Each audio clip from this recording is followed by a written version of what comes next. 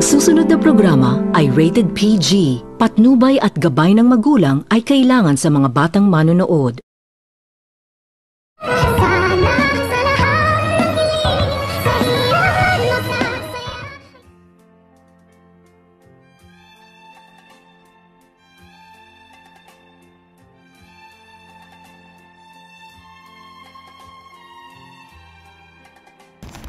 Agad naman din itong pinatikim ni Dr. Carlos sa kanyang sampal itong kanyang asawa na itong si Lynette, at agad nitong sinabihan ni Dr. Carlos ang kanyang asawa na wag umano itong basta-basta na lamang magtitiwala sa mga sinasabi ng iba at sa kanya lang umano ito maniniwala dahil itong si Dr. Carlos umano ang asawa ni Lynette.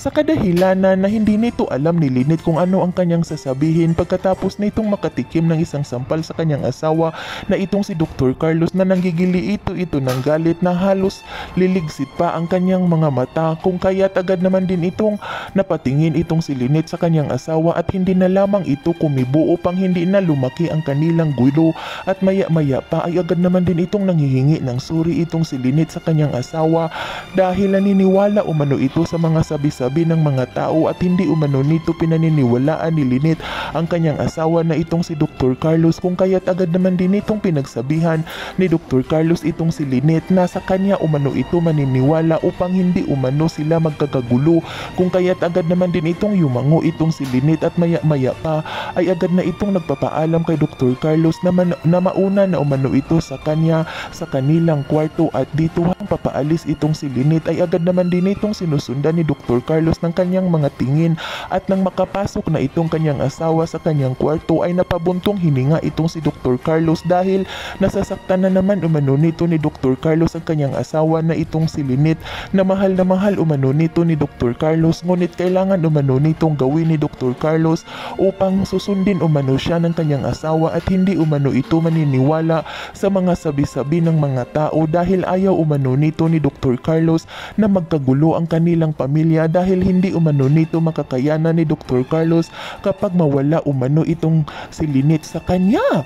Kung kaya't agad naman din itong nagsalita itong si Dr. Carlos na gagawin umano nito ni Dr. Carlos ang lahat-lahat upang mananatili umano na magkasama silang dalawa ng kanyang asawa at hindi umano nito papayagan ni Dr. Carlos na sisirain umano ng ibang tao ang kanyang pamilya, kung kaya't agad naman din itong nakapagdesisyon itong si Dr. Carlos na kailangan umano nitong wag nang umalis sa kanilang pamamahay itong si Lynette at pahintuin na umano nito ni Dr. Carlos sa Eastridge Hospital, kung kaya agad naman din itong sinundan ni Dr. Carlos ang kanyang asawa sa kanilang kwarto, at dito nang makarating na itong si Dr. Carlos ay agad naman din itong nanghihingi ng suri sa kanyang asawa, ngunit yumango lang itong si Lynette at maya-maya pa ay agad naman din itong pinagsabihan ni Dr. Carlos ang kanyang asawa na itong si Lynette na ayaw na umano nito ni Dr. Carlos na papasok pa itong si Lynette sa Eastridge Hospital, baka ano-ano na naman umano ang mahahagip na kwento nito at magagalit na naman umano ito